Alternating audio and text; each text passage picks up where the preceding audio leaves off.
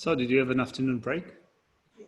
So what's happening with lunch? Do you bring your own lunch? What's the arrangement? We were going to come up to yours. I thought you were cooking. Well, yeah, I cooked a storm and I ate it by myself, all alone in the dark room.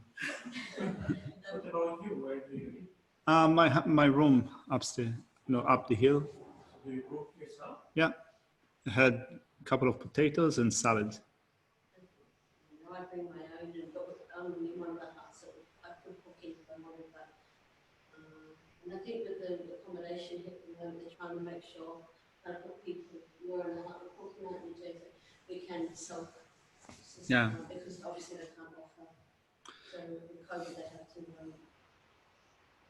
Microwaves still going? Yeah, it's still in there, but I just think they're trying to minimise a lot of people going down to one. Because they really bring And sometimes we even have big spreads. We have the Dharma feast. A wish-fulfilling feast. One at the end. We do one at the end. If somebody cooks at home and brings food, is that possible? Yeah. For yourself or Or for everybody? if people wanted to share, Yeah. I mean. Yeah, it's possible. I think that probably, in general, we do it. We did it before. I think that I'm not always up to date with COVID-19 rules and regulations. So I think that maybe at the moment, people are saying don't share or don't share utensils and so forth. So I think that probably it's good to be just responsible and sensible. Normally we do it. When things ease up, then I think that we're going to have like a big feast. Then we're going to infect everyone again, and we're going to go into closure again. But we'll probably do a big one at the end. Yeah. in December. Yeah. We've got one more unit.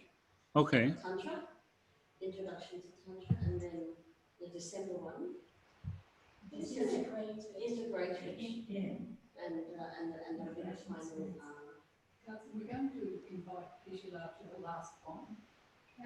What sort of time frame is a good time frame in advance? Is he like fairly quick, like long notice or No. a month in advance or? Month in advance, 2 weeks in advance, that would work all right. Yeah. All right, so there was one question that arose in your discussion with respect to emptiness, whether it is permanent or impermanent. It is permanent. It is permanent because you can say that it is. There could be different reasons for that, but it is a negation. A negation, something that you negate, is permanent. Yeah, So, but also you can say that it is permanent because it doesn't change from moment to moment. If something is not permanent, if it exists, if it is not permanent, it is changing from moment to moment. So if we think of emptiness, emptiness is the absence of inherent existence. Had it not been permanent, it would have meant that the absence of inherent existence would change moment to moment, which means that one moment it could be emptiness of inherent existence. The next moment it could be not emptiness of inherent existence. It would be quite awkward. So since this absence of inherent existence doesn't change from moment to moment, it is permanent. I mean, just when we think of an absence, we can think about it in the following way. So, for example, now in this Gompa, do we have a koala running around? Not that I've seen, right? So we don't have a koala here. We have an absence of koala running around here in the Gompa, and also people at home. I believe that you don't have koalas running around in your room wherever you sit. So does the absence of koala in this room change from moment to moment?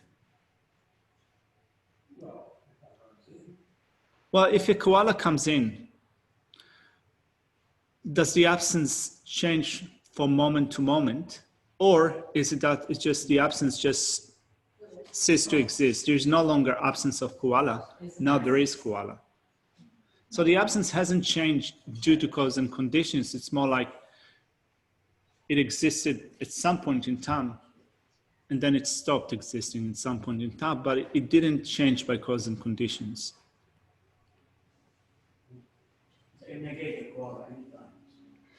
So can I just clarify? Yeah, so the question was emptiness. Permanent. So the answer is, emptiness is a permanent phenomenon. Yeah. And I hadn't heard that before. When I heard that, it just started to come back. I can't remember where I heard it, but somewhere now it's just all those two sort of tiny threads up. Yeah. Because we were talking about nihilism and eternalism.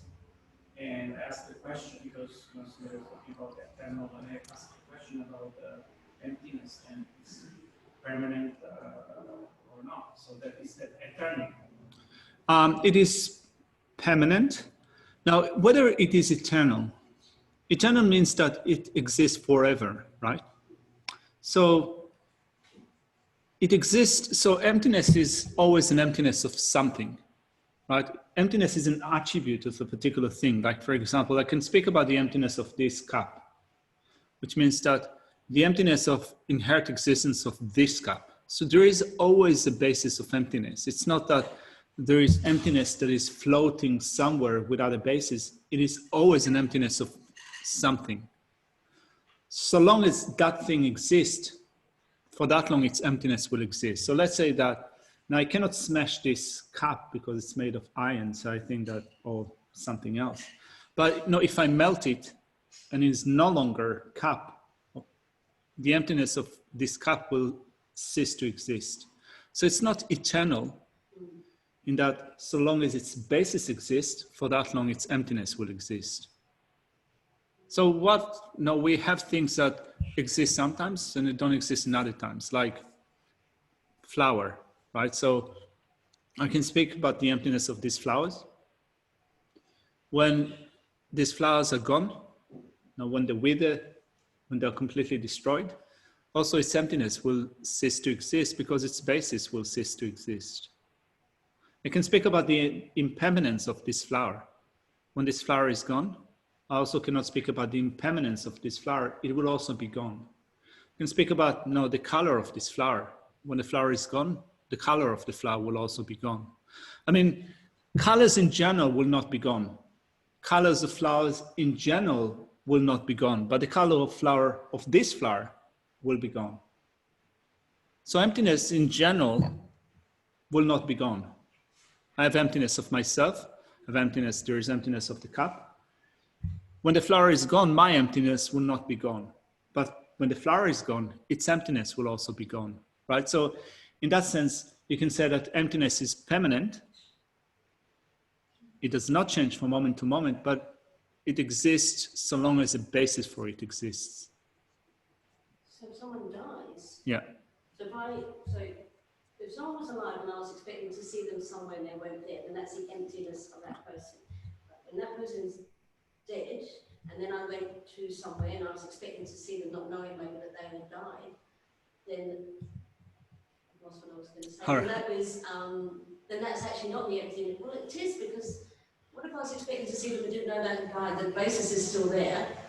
Well, we have to remember that emptiness is emptiness of inherent existence. So if you don't see someone, it's not, and you say that there is emptiness of that, there's emptiness of that person in that person doesn't exist in that place. It's not the same as saying that it's emptiness of inherent existence of that particular thing. Like, for example, if I come onto this room and I don't see you, so I can say that there is a non-existence of Leonie in this room. But I'm here. Yeah. You don't see No, well, no, let's say that you're in the garden. Okay. Let's say that you're in the garden, working on cutting different stuff. That's my education in gardening, cutting different stuff. So, so you're in the garden, I come here to the Gompa, there is an absence of Leonie in this Gompa. So is the absence of Leonie in this Gompa emptiness? Unless you're expecting to see. No, I can say that it's not emptiness, it's just an absence of Leonie. Emptiness, particularly here, is emptiness of inherent existence. right? So emptiness is always emptiness of something, emptiness of inherent existence. So regardless of whether you're here or not, your emptiness will always be attributed to you. So when you hear the emptiness of Leone, emptiness of inherent existence of Leone, would be attributed to Leone that is here. When you're down at the garden, the emptiness of inherent existence of Leone would be attributed to Leone that is at the garden. Now, when Leone dies, hold off, not that quickly, but at some point it will come. Suppose that we all come and pay tribute. We stand in front of your body. Is that Leone? So when we stand in front of the body, what is it? This is the body. Yeah, it is a body of a person that used to be Leone. It used to be. Yes, that's Yeah. how I put it. Yeah, Yeah. yeah, exactly. No, so although in normal conversational language, of course, we go to funerals, we go to pay tribute, and we speak about Leone, and again, hold off, don't die quickly, but we have a certain way of relating to people, to deceased people, to others, also in our society. But when you look at it kind of from the point of view of Buddhist philosophy, sometimes it is helpful. Then this is a body of a person that used to be Leone. Leone has passed away, and that person that was Leone now is going through a transition and transferring to a next life where there will be something else. So you could say that the emptiness of Leone has gone out of existence. But there is an emptiness of the person. The person has moved on together with the consciousness, right? So there is a stream of consciousness moving on. And there is I, a person, a being that is labeled and depends upon the person that continues. So that emptiness also continues on with them. There's still an emptiness of inherent existence attributed to that person that is passing on in the transference to the next life. Sorry? It's very heavy. I'm probably Yeah, it is heavy. What about between the reincarnations? So you call that mind, subtle mind, you call that a person also? Yeah, well, a mind is not a person, as mind is mind, but there's always a person imputed onto this mind. Now, if you wonder who is that person, you don't have to call it Leone or Yaki or Katsun or whatever that name be. There's also, when we think of, for example, the automatic reaction that we have to certain situations, we think I, me. So there's a stream of consciousness that continues. There's a being over there, something. It's hard to think of, it's hard for us to think of how would that being think. There's a consciousness over there. How do they think? It's hard to think about it in terms of how do they think, because it's likely to not think like we do. But when you think of birds, when you think of dogs, when you think of monkeys and elephants, it's quite clear that they have a certain sense of self. What do they think of me in terms of using the word me, like in our languages? I don't know, but they do have a sense of self. So there is a being me that is imputed onto the mind. There is me, even in that intermediate state in relation to even a subtle consciousness. There is me. Whatever name is ascribed to that being, George, Leone, Yaki, whatever, or other names, or no name whatsoever, there's still I, there's me. It's also a name, isn't it?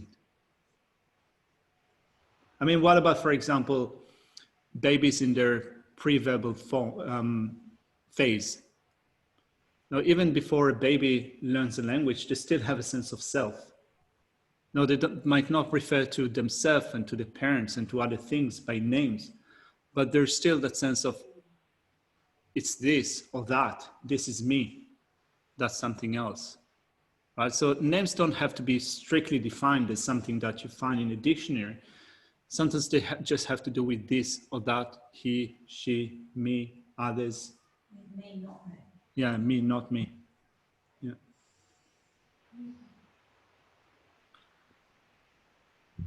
All right, let's do some meditation. What do you reckon? Yeah. Otherwise, Choki will scold me when she comes back. She's back. All right. She might be waiting outside with a whip. Or she might be on Zoom. Might be on Zoom, yeah. Hi, Chuki. So,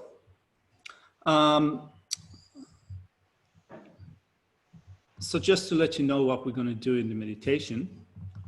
So we're going to try to follow this outline for the meditation. Just a second. We're going to follow this outline of meditation, but we're not going to be able to cover all of it in this meditation. We're going to build it bit by bit. So we're going to cover point 1. We're going to do it in this way that is similar to how we did it in the morning session. First of all, trying our mind to construct a strong sense of self, and then try to look at that and see whether in our mind it appears to exist independently.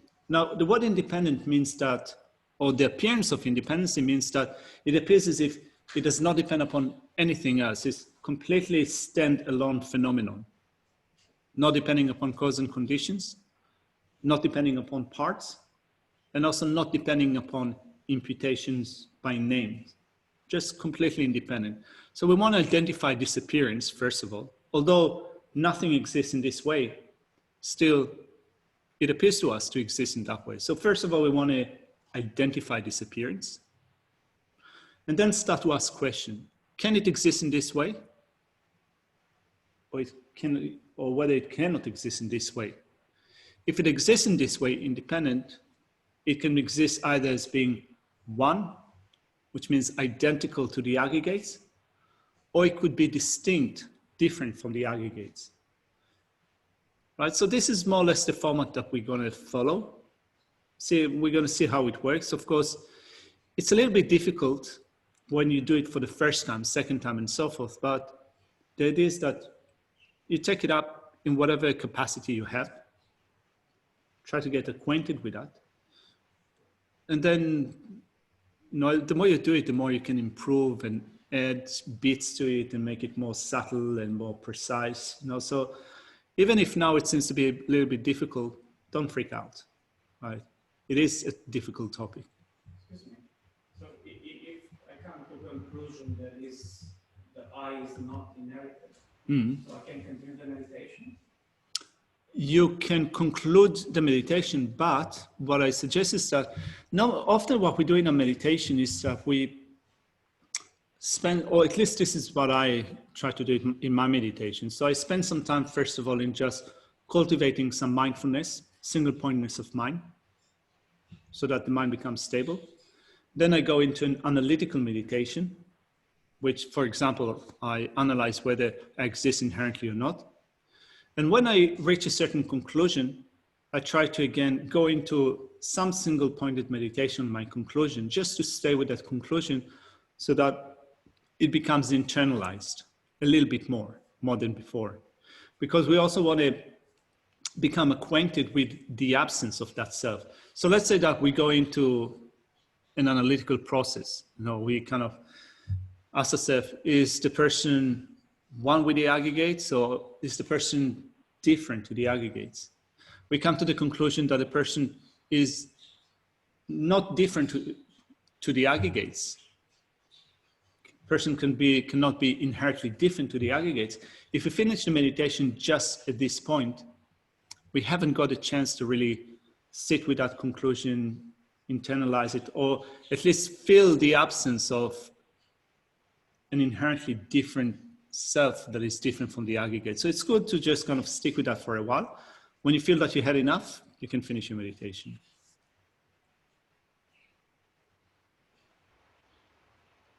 All right?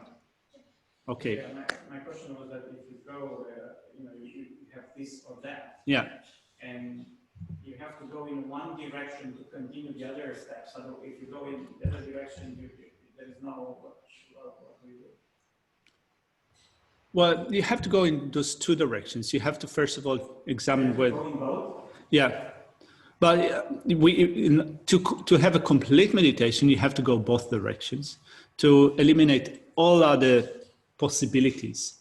Now you're looking it's like having a torch, flashlight, and you're trying to find where is that inherently existing person. if you only shine the light now over to this corner, it's funny, there's a mirror image. Oh, on my screen there is a mirror image here. Anyway, if you shine the light to this direction and you haven't been able to find an inherently existent person there, it doesn't mean that you cannot find it here. So you want to first of all make sure that it's not found in this direction, but also then that it's not found in this direction. So if you've checked in all directions and you haven't found it, then you can come to a conclusion that therefore it doesn't exist. But that's in general. Here in this meditation, I'm not sure that we have time to cover all options. So we'll cover some of them and we'll leave some other options for tomorrow. So you will guide us? Yeah. So what we'll do is we'll, again, start a meditation with making sure that the body is relaxed and that the mind is relaxed. It's an afternoon session, it's heating up. So if you find yourself drowsy, just don't worry about it. So what I normally do in my meditation, this is how I start. Normally I also go for refuge and bodhicitta, but we did it in the morning session. So let's say that we've covered the bases in the morning session, but normally when you start a meditation session, it's good to do it anyway. Then I go into the main part of the meditation.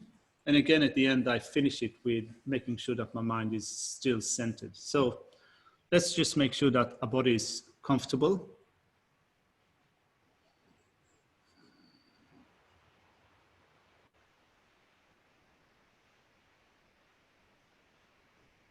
And again, just for 1 minute, 1 or 2 minutes, scan your body from bottom to top. And if there's any tension, discomfort, something that is not quite right, either try to quickly shuffle your position or breathe out whatever tension or discomfort there is. And with your mind, try to massage that place so that it feels relaxed and comfortable. So start with your toes, then slowly make your way up, all the way up to the crown.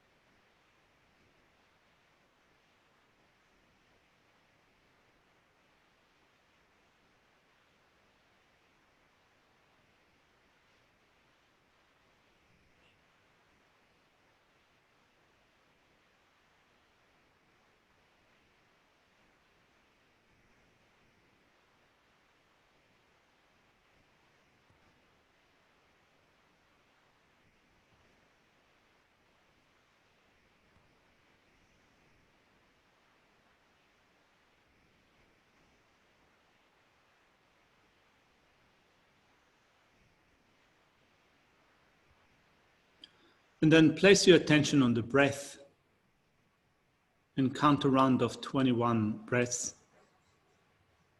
Again, you can divide each breath into 4 parts, breathing out, stopping, breathing in and stopping, while allowing the breathing process to occur naturally without forcing it.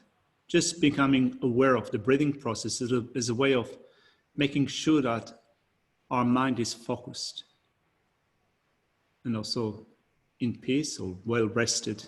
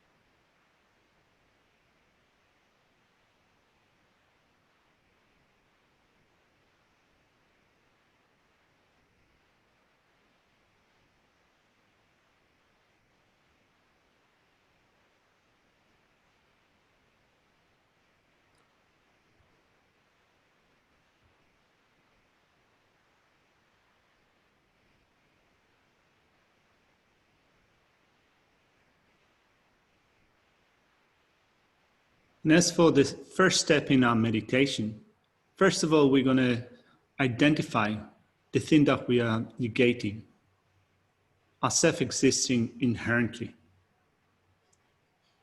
So then first of all, ask yourself the question, what is the meaning of inherent existence? If something exists inherently, in what way would it exist?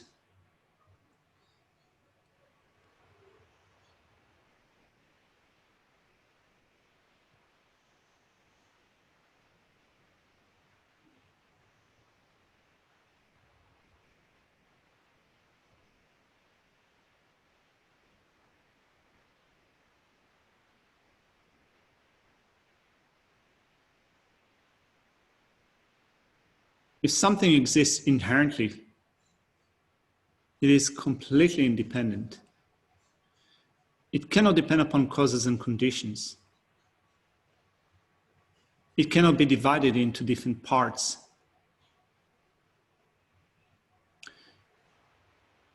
It is not merely imputed, it depends upon other factors. If something exists inherently, it means that it exists completely by itself, autonomously, by its own power,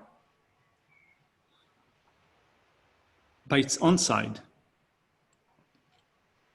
And if we are going to look for something that exists inherently, we should be able to find it. That's the beginning of our meditation. And then to be more precise, then we're going to ask ourselves, do I exist inherently?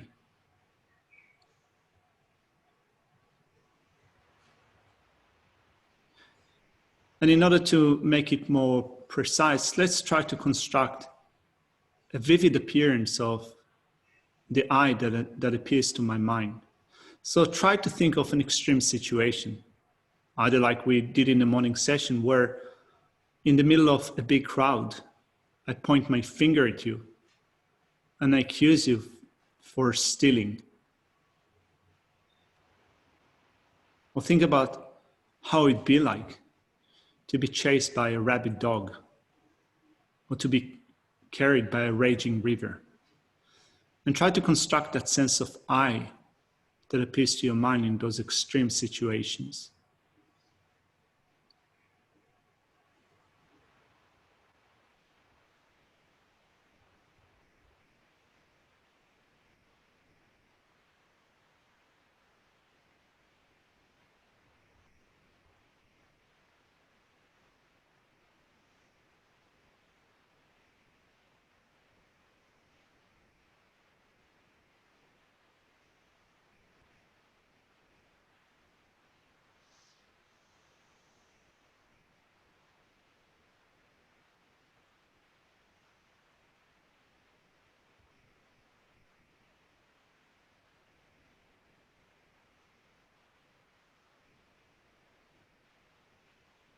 So when you investigate that sense of I that appears to your mind,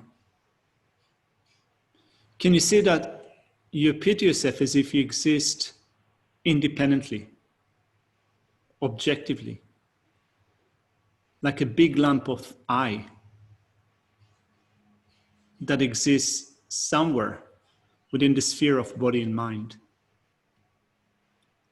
as if floating in mid-air, independent from causes and conditions, independent from parts, as if it has always existed and always will exist, a solid sense of I or self. So first of all, try to see if the appearance of self, of I to your mind is similar to that.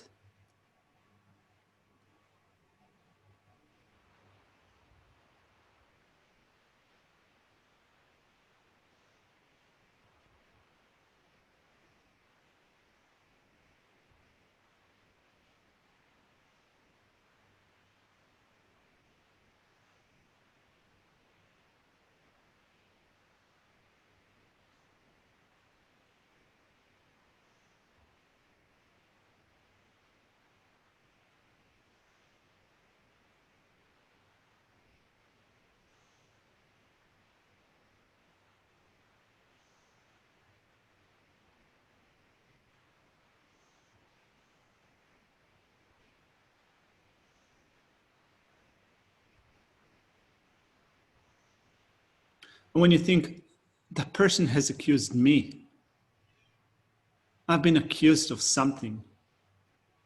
Again, think of I or me and investigate the appearance of I.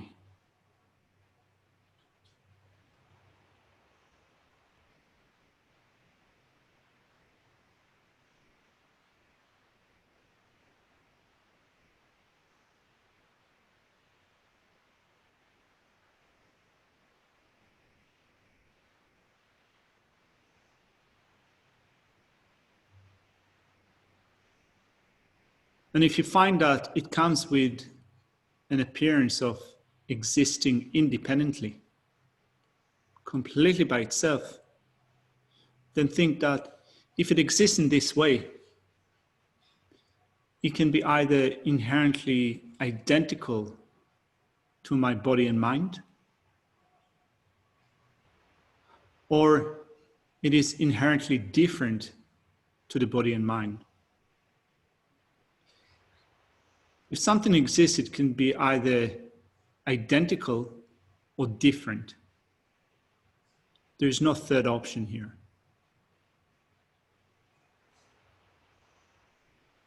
So let's investigate whether an inherently existing I is different to the aggregates, inherently different.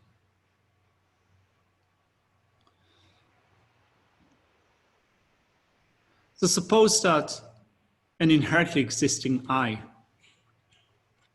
exists. It is independent. It does not depend upon anything else, and it has no relationship with anything whatsoever. It exists completely onto itself.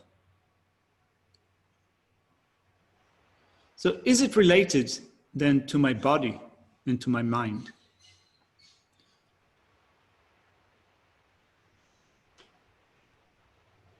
If an inherently existing I, an independent I exists in this way, can it depend upon my body, for example?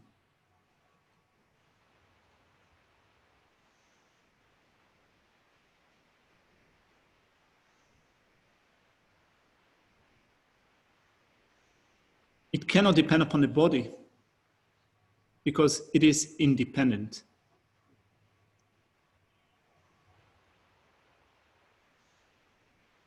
And therefore, if my body is kicked, I will not feel pain because they're unrelated.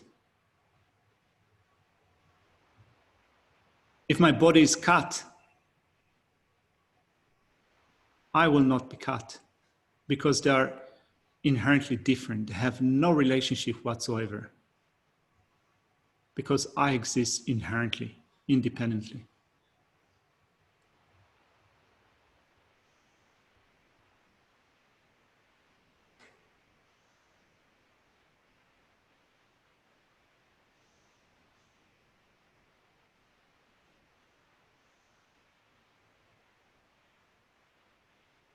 And if I exist independently, inherently,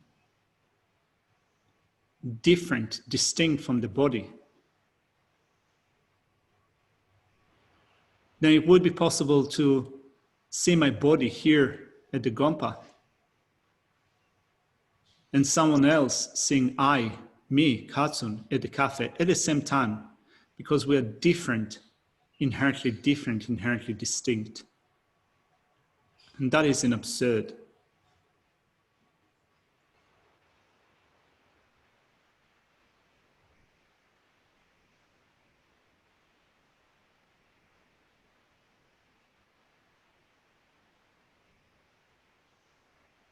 And also, when we think of ourselves, I was born and I will die. But what is born is this body. What dies is this body. So if I'm inherently different to the body, unrelated to my body, there's no way that I can be born and I can die because I'm totally unrelated to this body.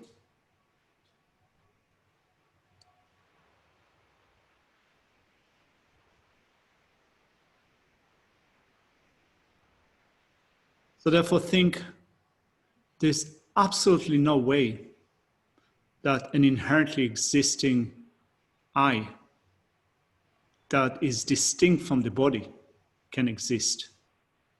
Think it does not exist. There is an absence, an utter non-existence of an inherently existing I, me, that is different to my body and mind, that is distinct from the body and mind.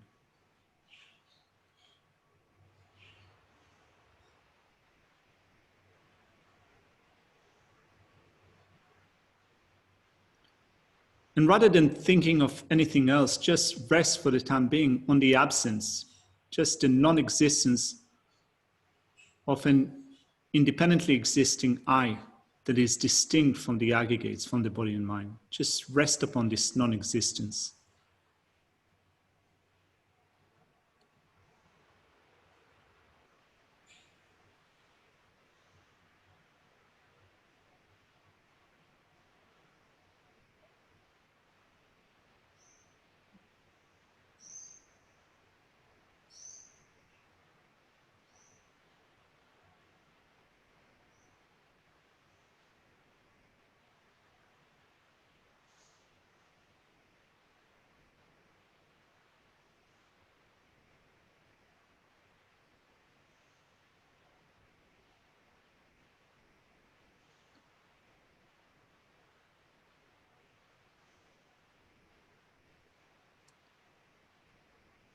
So we will conclude this short meditation in thinking that an inherently existing me, an inherently existing I, that is a different entity from the body and mind, cannot exist. Had it existed, there would be many absurd consequences to that, such as I can harm the body, but the I will be unharmed. I can cut the body, but the I will sustain no injury. The body will be born and it can die, but the I will never be born and will never die. My body can be seen in one place, and at the same time, I or me will be seen in a different place because they are inherently unrelated to each other. And therefore, in no way whatsoever, an inherently existing I that is different to my body and mind can exist.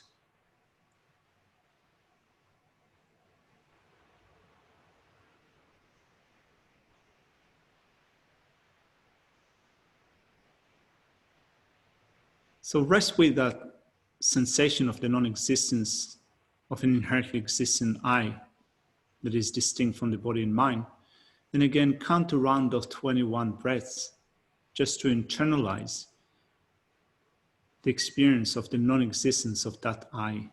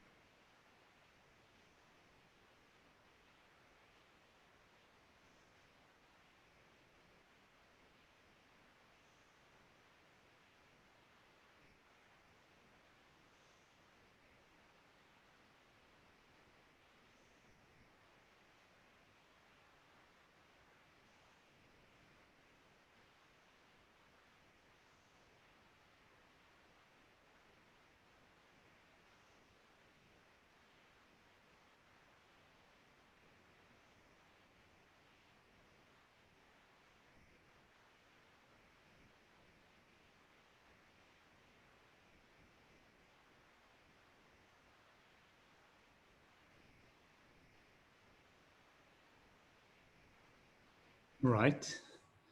We can slowly bring this meditation session to a closure.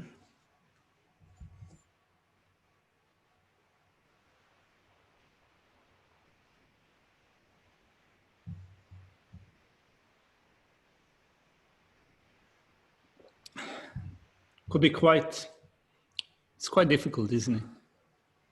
Trying to identify the appearance of I or of me, right? Do you find it a bit hazy sometimes, trying to pin it down? I can get ego to pop up pretty quickly. Sorry? I can get ego to pop up pretty quickly. Yeah. Unfortunately. Yeah.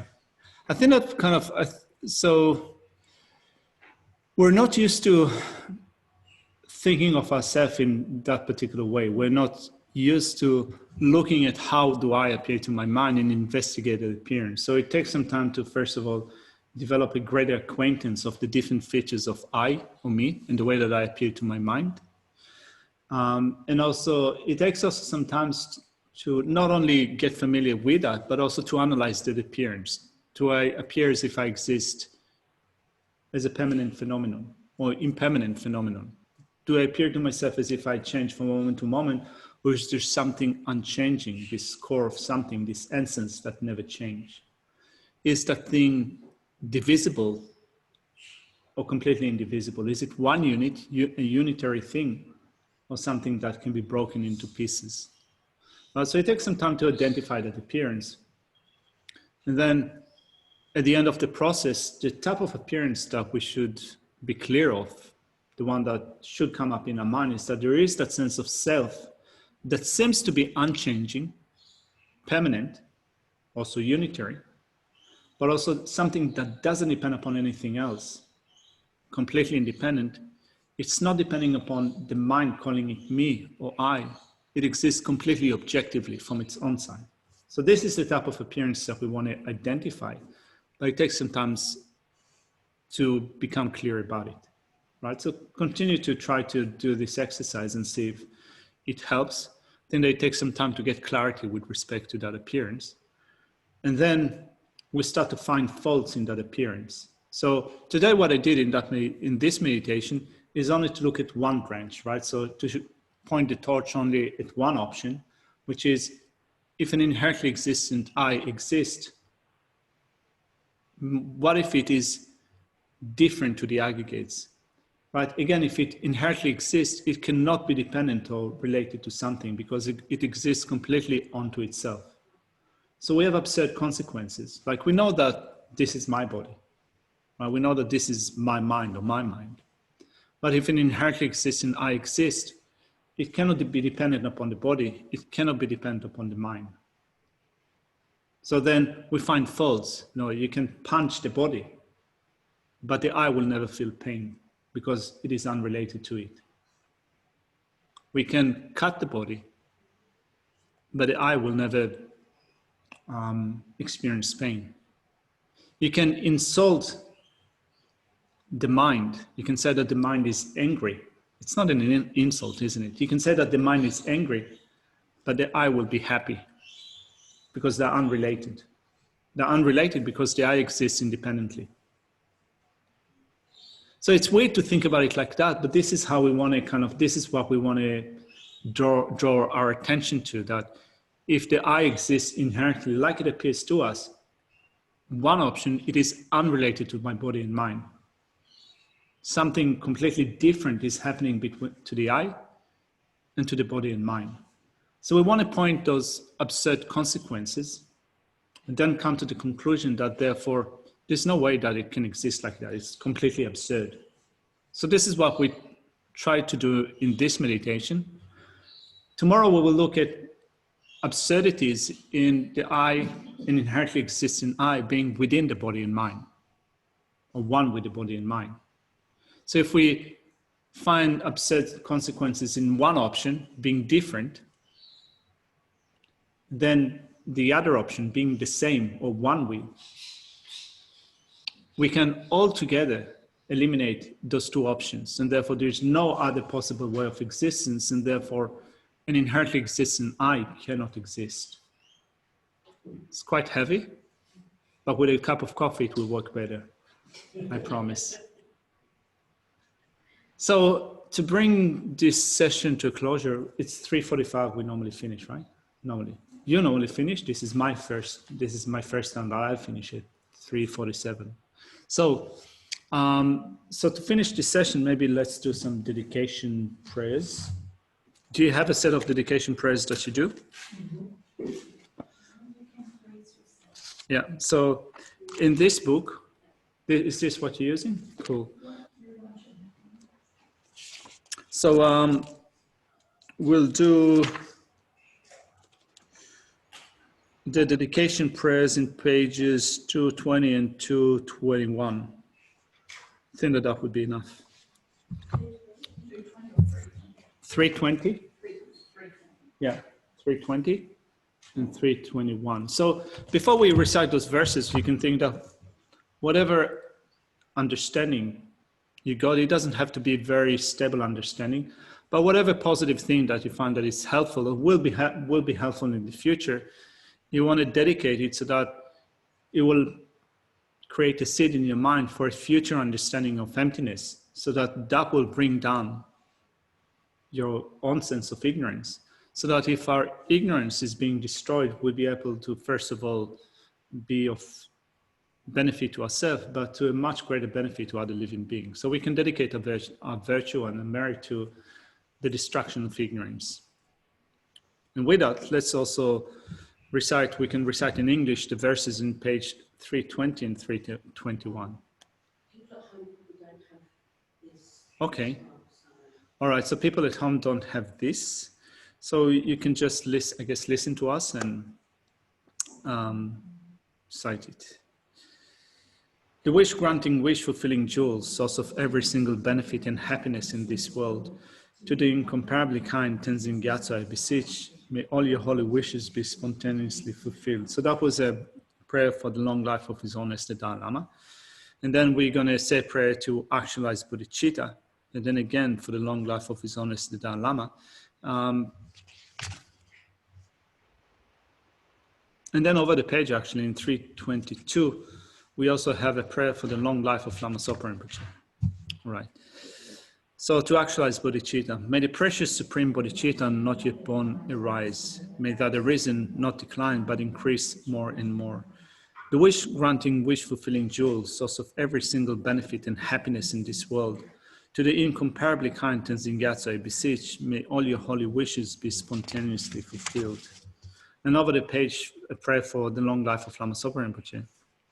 You who uphold the subduer's moral way, who serves as a bountiful bearer of all, sustaining, preserving, spreading Manjunath's victorious doctrine, who masterfully accomplishes magnificent prayers honoring the three sublime ones, sever of myself and others, your disciples, please live long.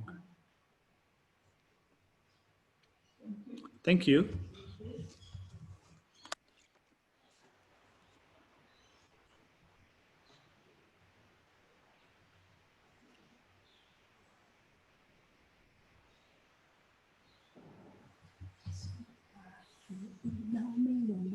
Yeah. Yeah. Cool. No worries.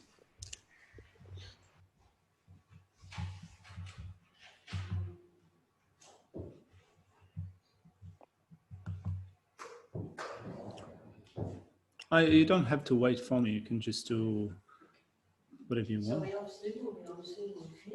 Yeah, I'm kind of seeing. All right, I'll send it from my computer. I was wondering if I can send it from this computer. No worries. Are we still on Zoom or are we off? We are. I was just going to remind people that we're only on Zoom in the morning again for the first session, and YouTube after that, if we're still there, if you want to remind them.